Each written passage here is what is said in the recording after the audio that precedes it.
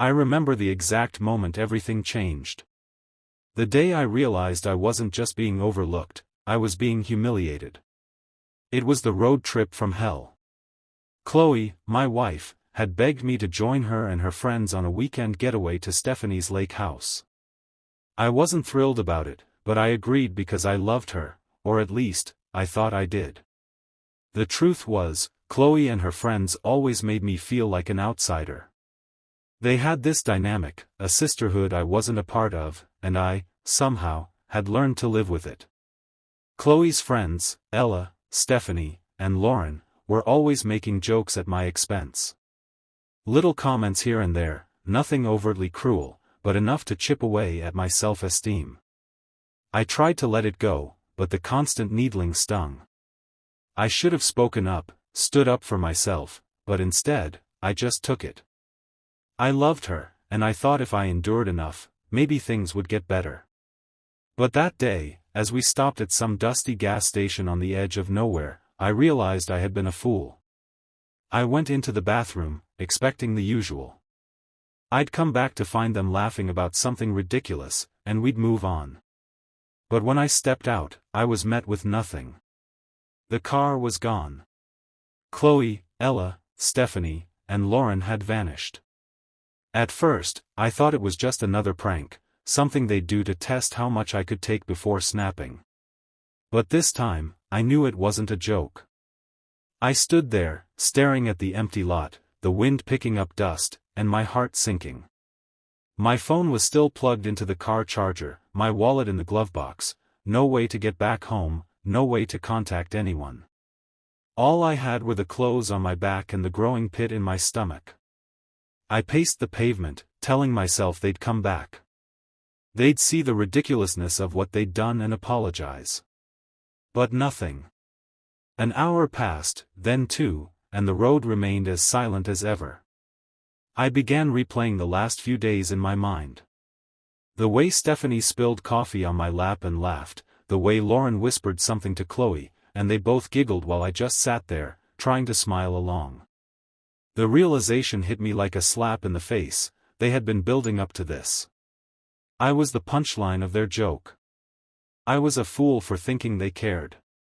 A fool for loving Chloe, a fool for enduring their mockery. As a truck pulled into the station, I knew it was time to face the truth. The driver, a big guy with a grizzled gray beard and a stained ball cap, asked if I was okay. I wanted to laugh at the question, but the words stuck in my throat.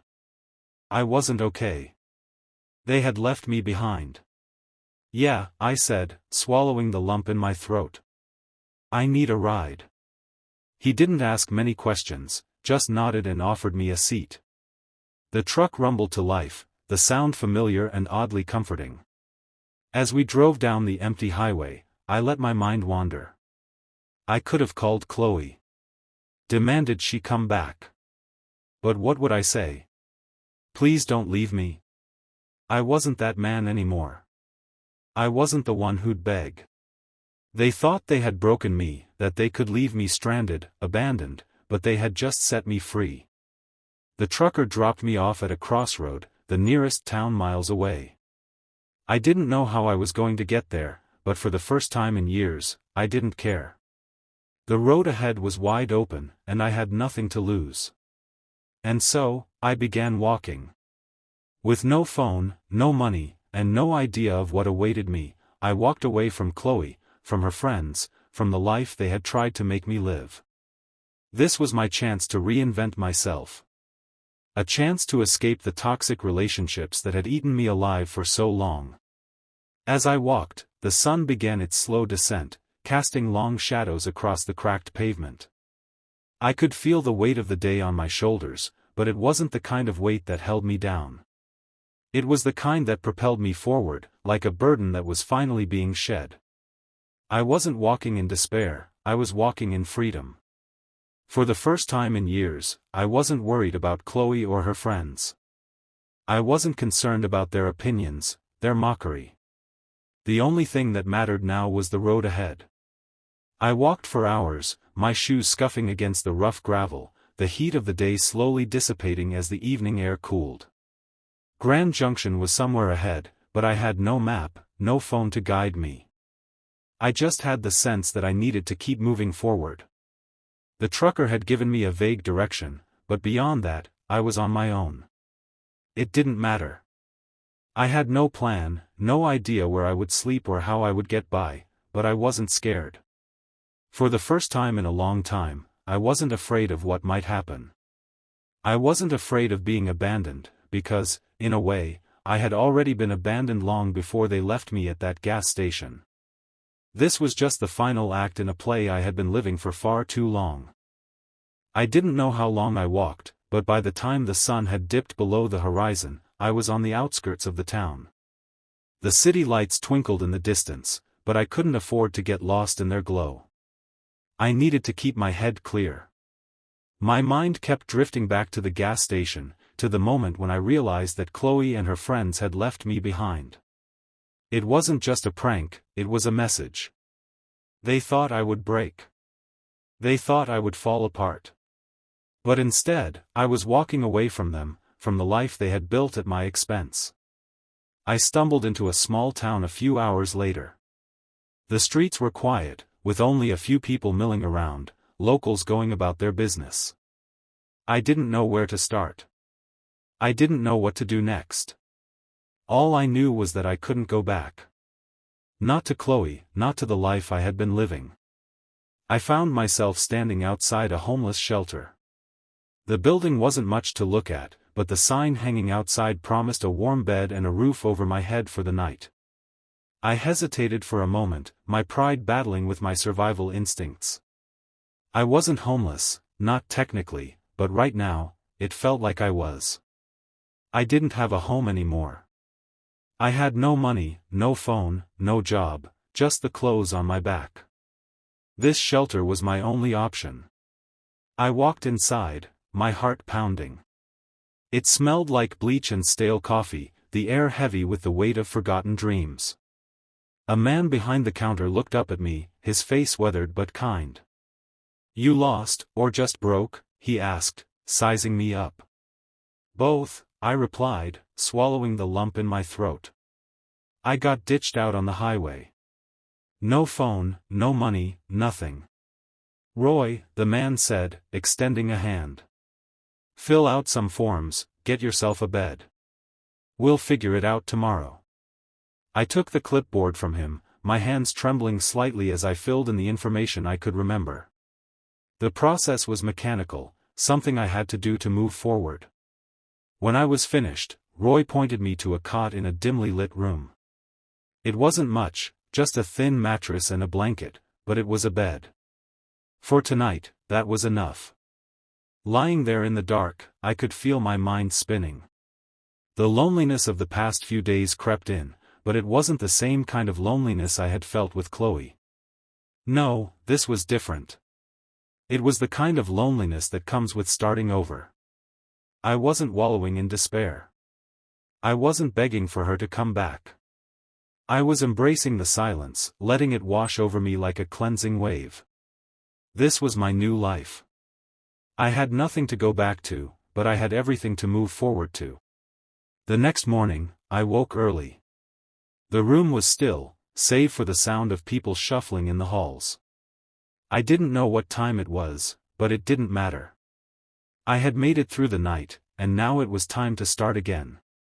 Roy gave me a cup of weak coffee and a list of local shelters, job centers, and resources to help me get back on my feet. It was a starting point, a way forward. I needed cash. I needed work. I needed something to do. I had no idea where to start, but I wasn't about to let that stop me. I left the shelter that morning, stepping out into the cool air. The town was waking up, and so was I.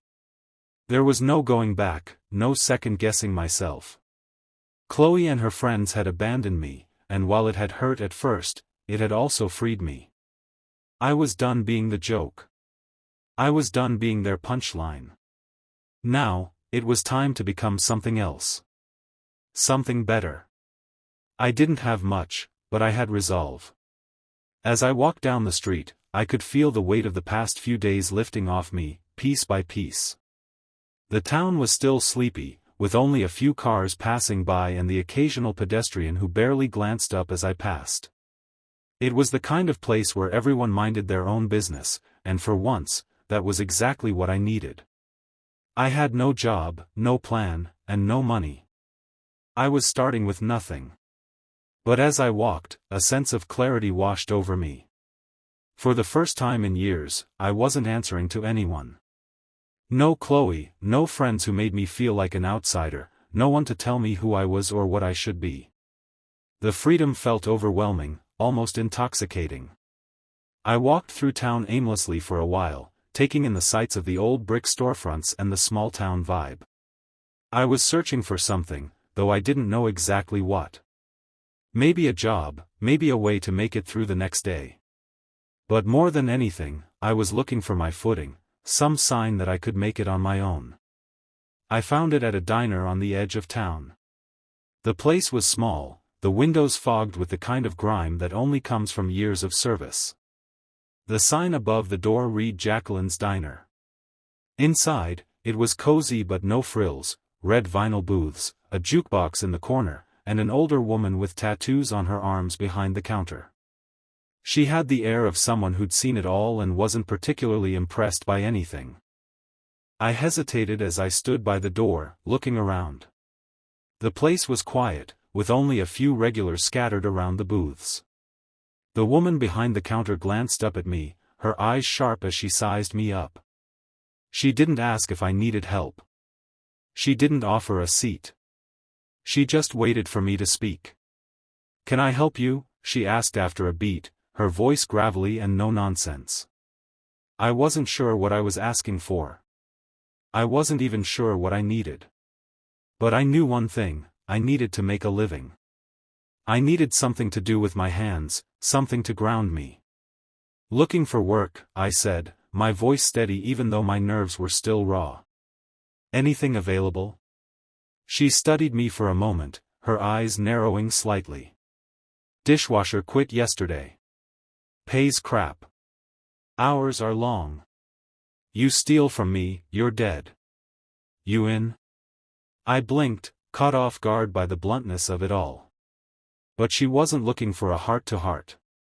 She was looking for someone who could keep up. "Yeah," I said, nodding. "I'm in." She tossed me an apron, and just like that, I had a job. It wasn't glamorous, but it was something. Something I could do. Something I could own. The first few hours were tough. My hands were raw from the hot water, my back sore from standing for so long, but it didn't matter. Every dish I scrubbed, every plate I stacked, was a small victory. I wasn't just surviving anymore. I was starting to live again, and I was starting to take control of my life. Roy from the shelter had helped me get a new ID, and while it was a slow process, I was getting there. I didn't need to know where I'd be in a month or a year. All I needed was today. Today, I had work. Today, I had a place to sleep. Today, I wasn't looking over my shoulder wondering if Chloe would come back or if her friends would show up to mock me. I was free. As the days passed, I got to know the regulars at the diner. Most of them were older, with lines on their faces that told the stories of lives well lived. There was a man named Frank who came in every morning for coffee and pancakes, never speaking much but always nodding as I wiped down the counters. There was a woman named Clara who worked as a nurse at the local clinic, stopping by for a late-night meal after her shift. And then there was Jacqueline herself, who, despite her tough exterior, had a soft spot for people who were willing to work hard. "You're a good worker, Mike," she told me one night after I had finished my shift. "Don't know what you're running from, but you're here now, and you're working." I didn't tell her everything, but I appreciated her words. It felt good to be seen for what I was now, not for what I had been, or what people expected me to be. I wasn't Mike, the punchline. I wasn't Mike, the guy who took the crap from Chloe and her friends. I was just Mike, the guy who scrubbed dishes and made it through the day. Every day was a small victory, a step away from the life I had left behind. I hadn't heard from Chloe. Not that I was waiting for her. If anything, her silence was more telling than anything she could have said. It was just like when she left me at that gas station, her indifference spoke volumes. By the time I had saved enough to get a prepaid phone, I was feeling like a different person. It wasn't much, but it was mine. I wasn't beholden to anyone anymore. I could make calls when I needed to, but I didn't feel the urge to call her, or her friends. Not anymore. Still, they tried to reach me. Chloe's number flashed on the screen one day as I was elbow-deep in suds. I stared at the screen for a while, my stomach sinking at the sight of her name. I let it ring until it went to voicemail. Part of me wanted to hear what she had to say, but I knew deep down that it wouldn't change anything. It would be more of the same, fake concern, fake apologies. She was the one who had left me behind, and now she wanted to be the one to tell me it was all a mistake. I didn't pick up. Instead, I erased the message without listening to it. And then, for the first time in a long time, I felt lighter. I wasn't waiting for her anymore. I wasn't waiting for any of them. The past was behind me, and I was starting to build something real, something of my own. I'd been at the diner for a few weeks now, working my ass off and slowly starting to feel like I had a foothold. Sure, it wasn't glamorous. I wasn't living in a fancy apartment or driving a shiny car, but I was surviving, and that was enough. I had a routine: work at the diner, get a few hours of sleep at the shelter, and repeat. My hands were sore from dishwashing, my feet ached from standing for hours, but each day felt like progress. The hardest part was the loneliness. It crept in during the quiet hours after work, when the diner was empty and the streetlights outside cast long shadows on the sidewalk. The shelter was full of strangers, none of whom knew who I was or what I'd been through. I'd lay on my cot at night, staring at the ceiling, wondering what Chloe was doing, what her friends were saying about me now. The ache in my chest wasn't as sharp as it had been when they first left me at that gas station, but it was still there, lingering like a shadow I couldn't shake. But then, something started to change. I had a moment of clarity one evening after my shift. I was wiping down the counter when Jacqueline, the diner owner, came up to me, holding a stack of dirty dishes. "You're working too hard, kid," she said, her gravelly voice cutting through the silence. "You've been on your feet all day. Take a break." I shook my head, wiping the counter with a rag. "I'm fine. Just keeping busy." She raised an eyebrow, clearly unconvinced. "You're not a machine, Mike. You need to take care of yourself." For some reason, her words stuck with me. She wasn't just talking about work, she was talking about me. I had been so focused on surviving, on making it through each day, that I hadn't stopped to think about what I actually wanted. What was I doing all this for? Was I just trying to get by, or was I trying to build something for myself? That night, after I finished my shift, I sat on the curb outside the diner, staring at the streetlights flickering in the distance. I wasn't just a man who had been abandoned, I was a man who had an opportunity to reinvent himself. I didn't have to be the Mike who had been laughed at or ignored. I didn't have to be the Mike who let people walk all over him. I could be someone else, someone stronger, someone who didn't need anyone's approval. The next morning, I woke up with a new determination. I wasn't just going to survive this town, I was going to make it my own. I didn't know how yet, but I was going to build something that belonged to me. No more hiding. No more settling for scraps. The first step was getting out of the shelter. I had saved up enough for a small deposit on a cheap studio apartment above a laundromat. It wasn't much, just a single room with a lumpy mattress, a tiny kitchen, and a bathroom so small I could barely turn around in it, but it was mine. It was a start. I moved in that week, carrying my few belongings in a backpack I'd picked up at a thrift store. The apartment wasn't glamorous, but it felt like freedom. It was a place I could call my own, a space where no one could mock me or make me feel small. I could make it my own. As I settled into my new apartment, I threw myself even more into work. I started picking up extra shifts at the diner, even volunteering to take on more responsibilities. Jacqueline seemed to notice the change in me, though she never said anything directly. But I could tell. She trusted me more now. She'd ask me to help with the prep work in the kitchen, or take on more complicated tasks. I could feel her respect growing for me, and I realized something: I wasn't just earning money anymore. I was earning respect, not just from Jacqueline, but from myself. But even as things were looking up, the loneliness still gnawed at me. There were nights when I'd lie in bed, staring at the peeling wallpaper and listening to the hum of the laundromat's machines downstairs, and wonder if I had made the right choice.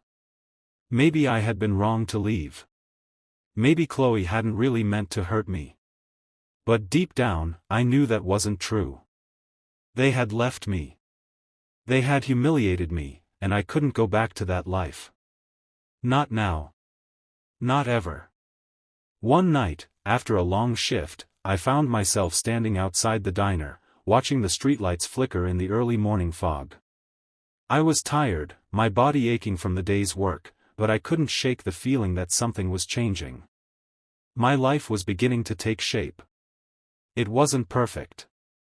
Hell, it wasn't even close to what I had dreamed of, but it was mine. And that meant everything. It was then that I decided, I was going to take control of my life. No more letting people decide what my worth was. No more being the punchline in someone else's joke. I was done with that. The next step was to get a phone. A real one, not the cheap prepaid one I had bought with my first paycheck. I didn't know what I would do with it yet, but I needed something that felt like a real step forward. So, I saved up a little more, and one Saturday afternoon, I went to the local electronics store and bought myself a decent phone. It wasn't much, but it was something. I could make calls, send texts, and for the first time in a long time, I felt connected to the world again.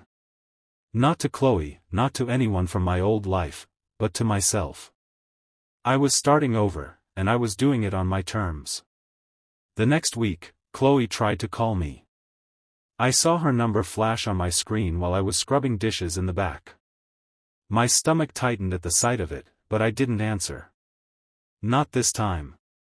I didn't need her to explain herself. I didn't need her to apologize. I had moved on. I didn't know exactly what my future held, but I knew one thing for sure: it was mine to shape. And that was all I needed. The week started to blend together after I moved into the studio above the laundromat.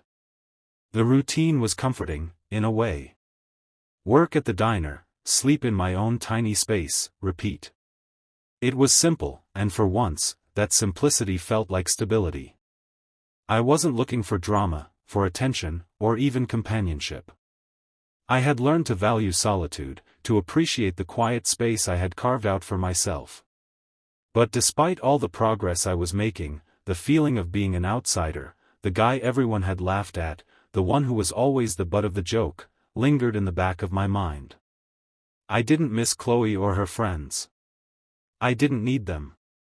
But a part of me still longed for something more, something deeper than the quiet existence I had created for myself.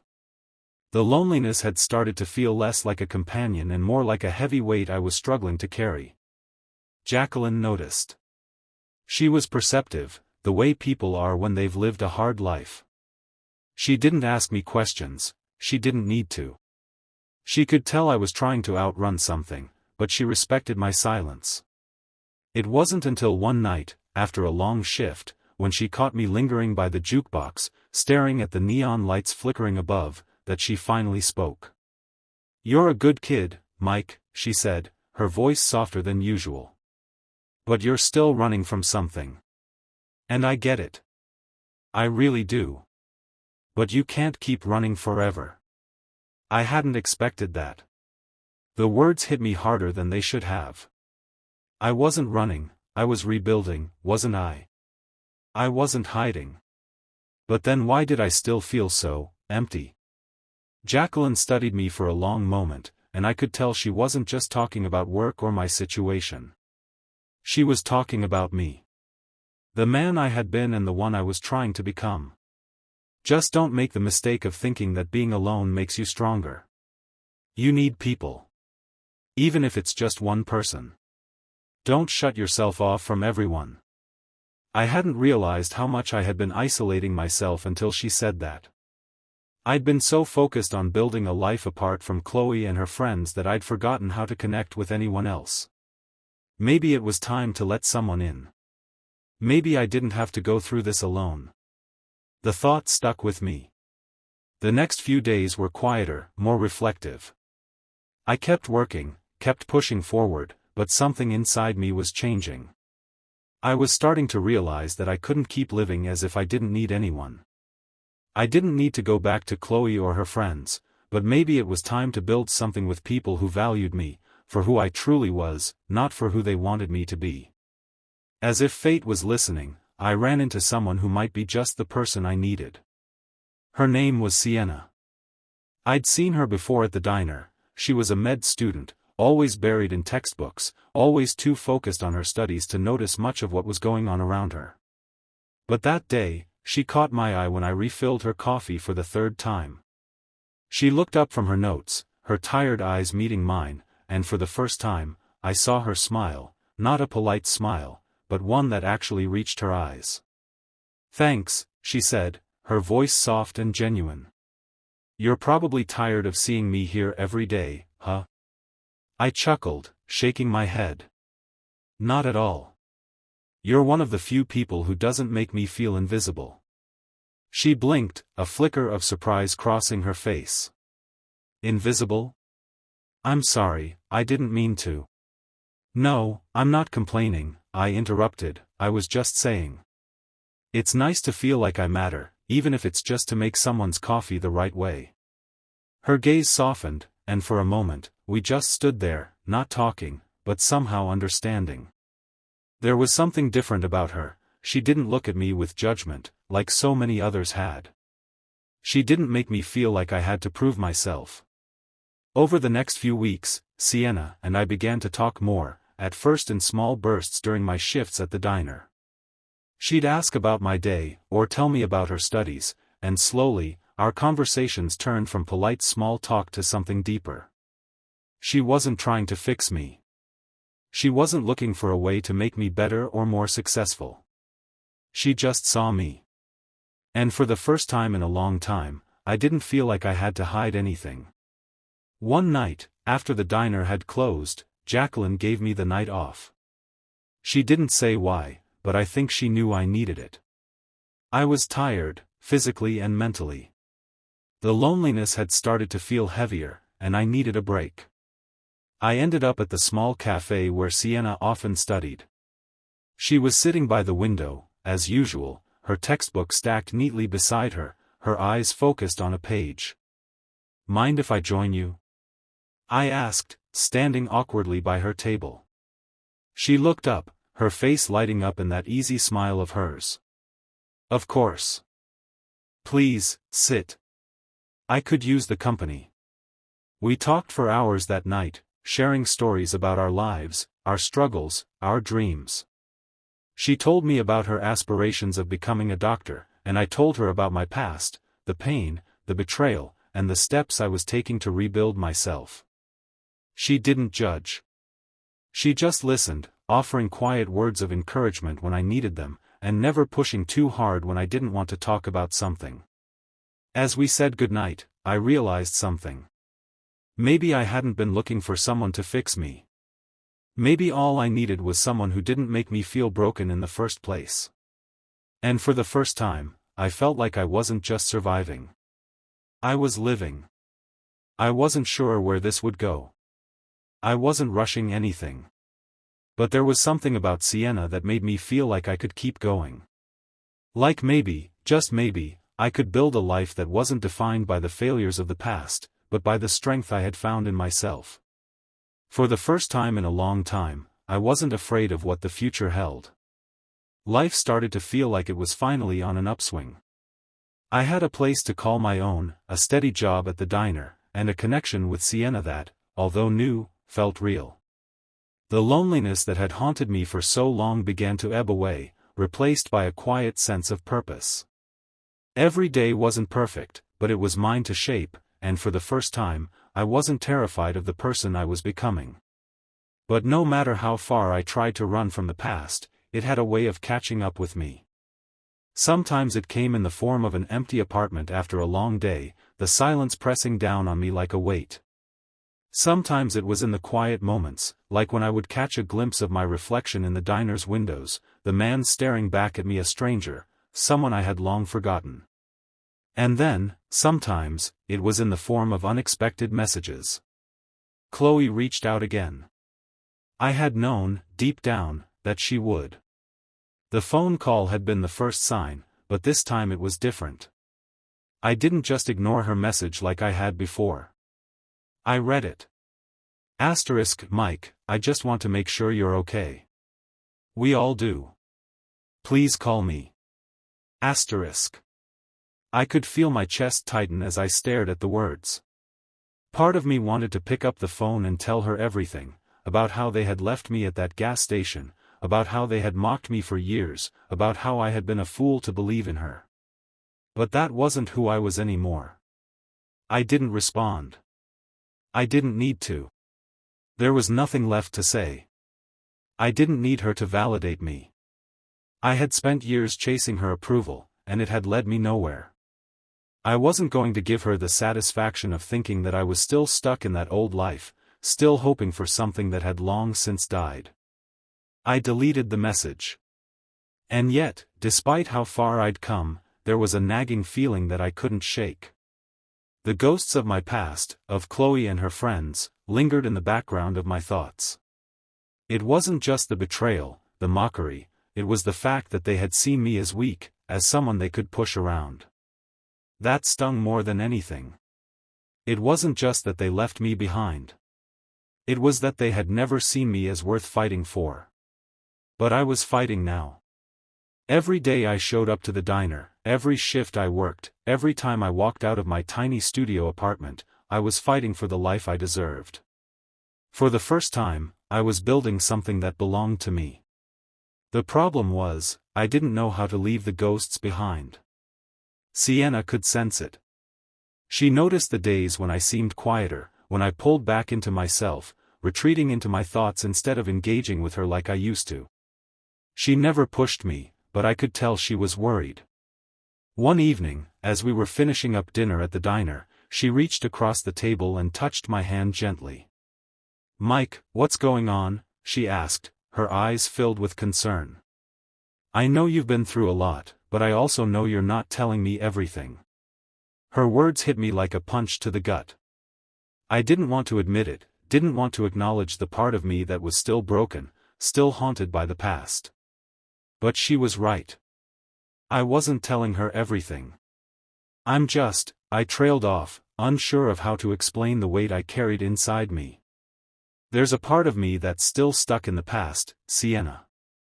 I've been running from it for so long, and I thought I could outrun it, but I can't. I don't know how to let go of what happened with Chloe, with my old life." Sienna's gaze softened. She didn't say anything right away, just squeezed my hand, letting the silence hang between us. I expected her to offer words of comfort, to tell me to let it go, that it didn't matter anymore. But instead, she said something I didn't expect. "Mike, you're not going to outrun it," she said quietly. "You can't bury your past.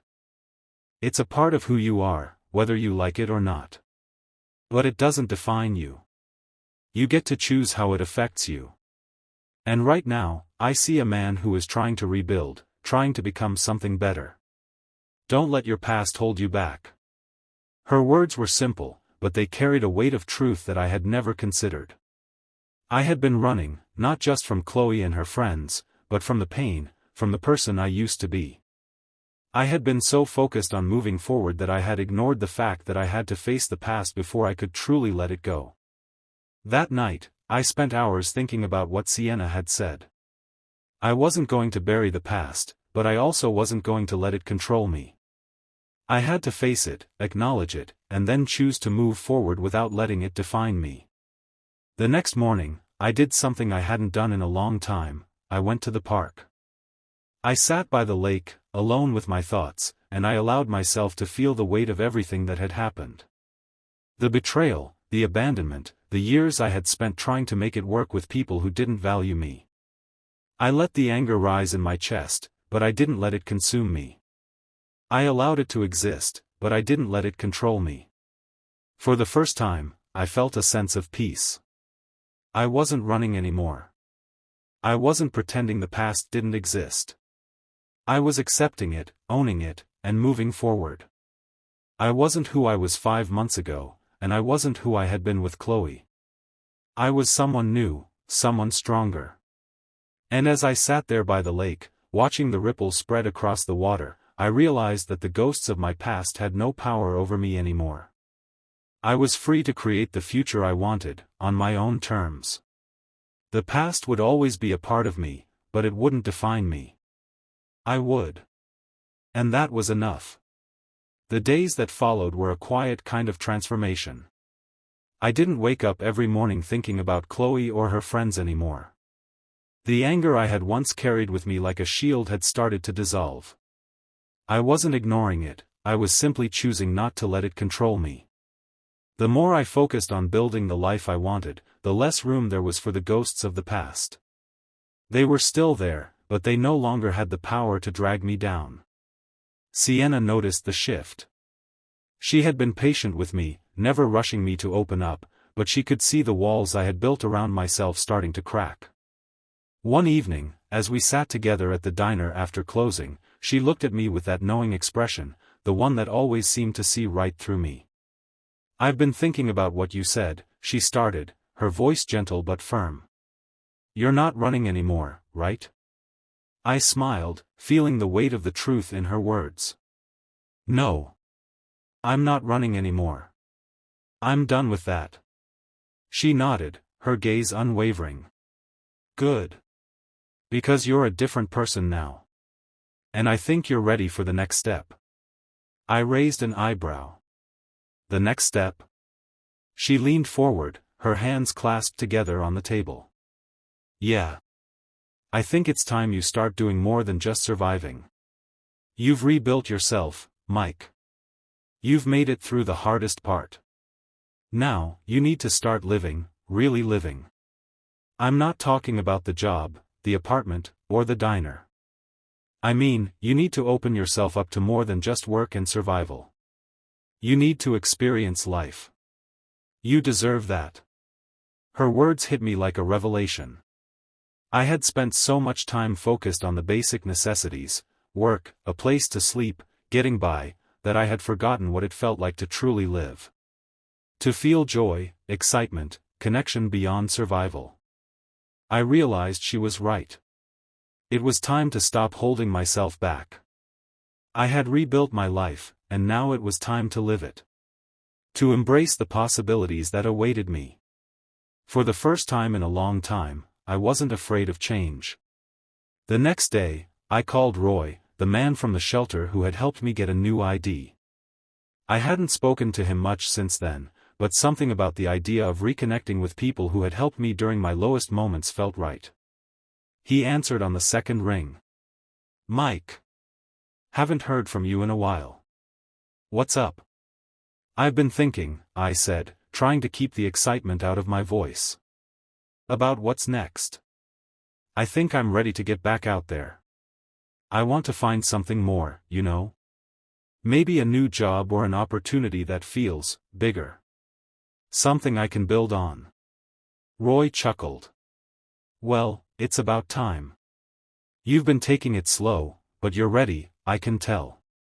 Look, there's a job opening at a local construction company. It's steady work, pays well, and you don't need a lot of experience. It's a start." I felt a spark of excitement ignite in my chest. "You think I can handle it?" "I know you can," Roy replied. "You've got the drive. And that's what matters." That night, I sat on the edge of my bed, staring at the ceiling, letting the weight of the decision settle over me. I had made it this far. I had built a foundation. But now, it was time to build something bigger, something with purpose. A job like that wasn't just about a paycheck, it was about my future. It was about proving to myself that I could take what I had built and grow it into something more. The next morning, I walked into the construction company's office, my heart pounding in my chest. The interview was brief but straightforward.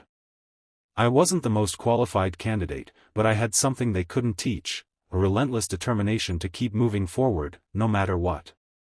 They offered me the job on the spot. I walked out of that office with my head held high. I wasn't just surviving anymore. I was living.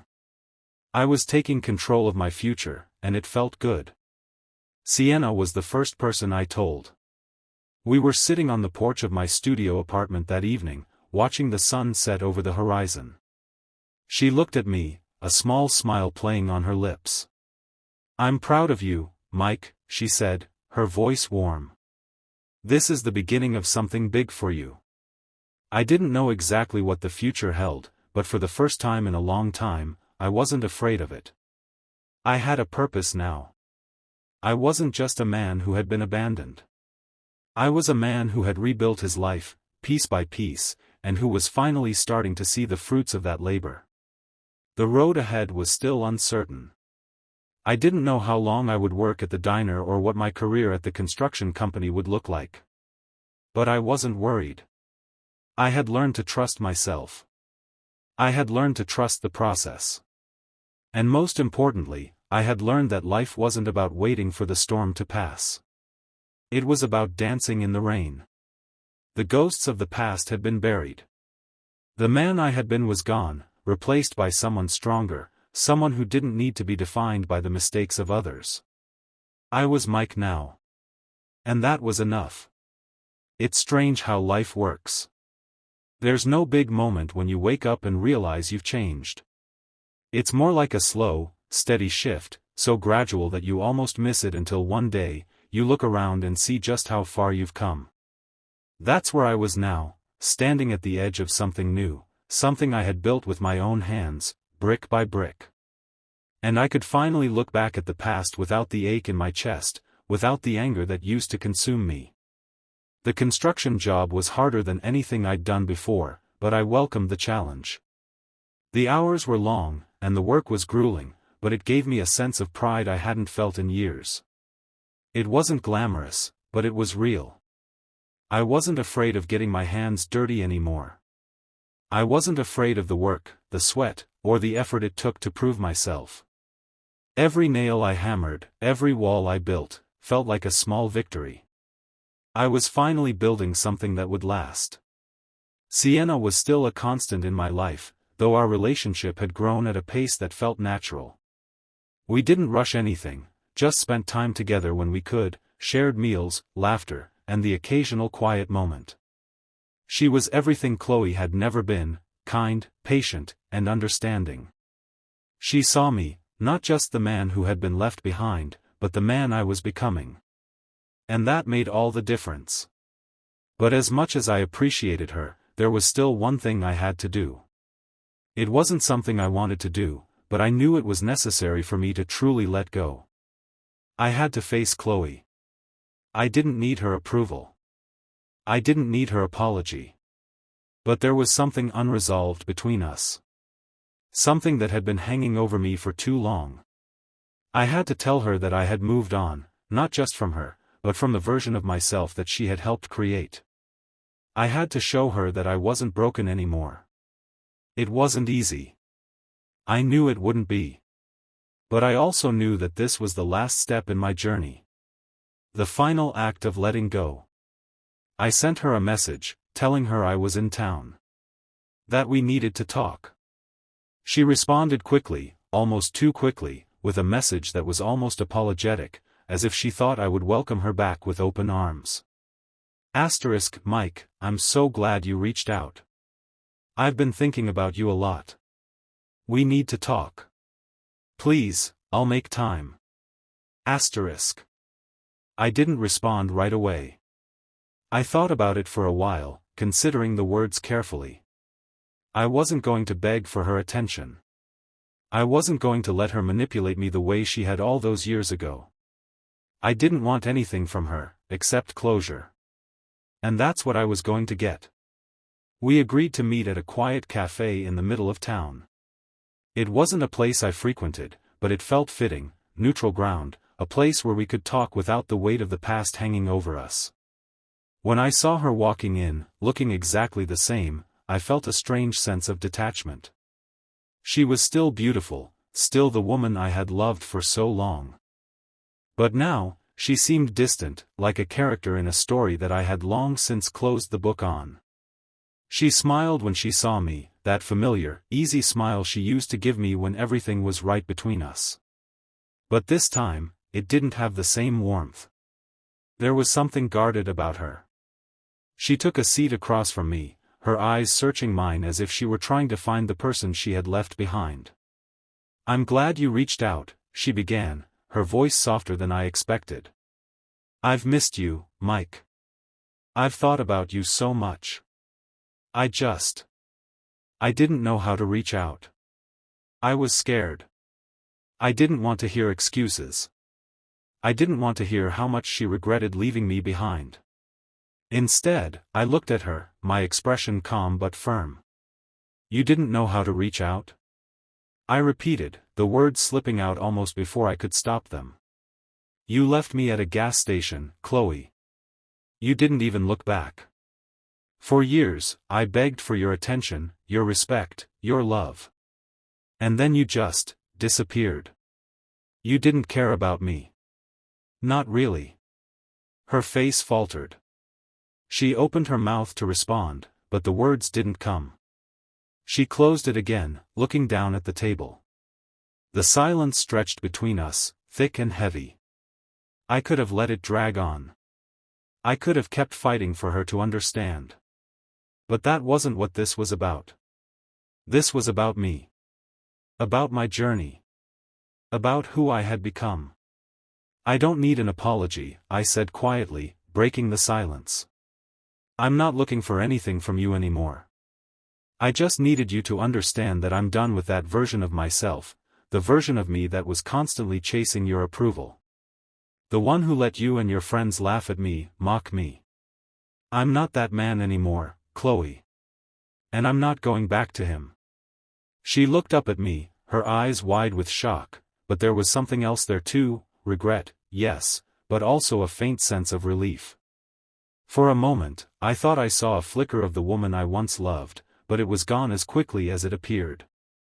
"Mike," she whispered, her voice barely audible, "I didn't mean to hurt you." I nodded slowly, letting the words sink in. "I know you didn't. But the truth is, you did. And I had to learn to live with that. But I've moved on. I've learned to live without you. And for the first time in a long time, that feels good." I stood up, my chair scraping the floor. "I have a life now. It's not perfect. It's not easy. But it's mine. And that's all I need."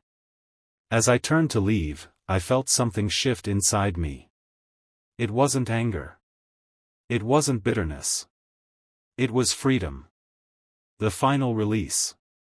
I was done carrying the weight of the past. I didn't need Chloe or anyone else to validate my worth. I had done that for myself.